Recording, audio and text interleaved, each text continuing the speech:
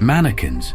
They're supposed to be lifeless, motionless, just plastic figures meant for display.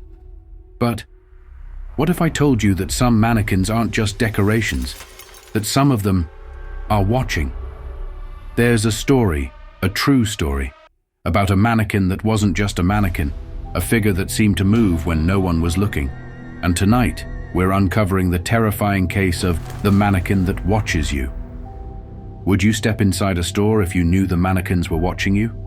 Let me know in the comments. Act 1. The Strange Department Store.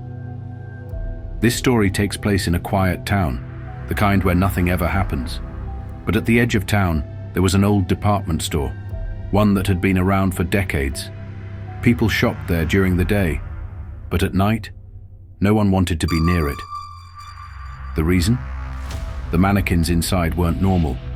Customers reported strange things, figures shifting positions overnight, eyes that seemed to follow you, and worst of all, people swore they saw them blink.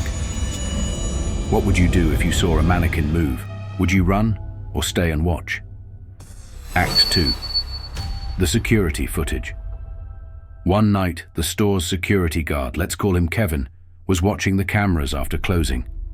Everything seemed normal until he saw this. He replayed the footage over and over. The mannequins were shifting by themselves, Kevin muttering "no way," and then one of them fell forward on its own. Did it fall? Or was it reaching for him? Act 3. The night the mannequin moved. One night, a woman named Sarah came in just before closing.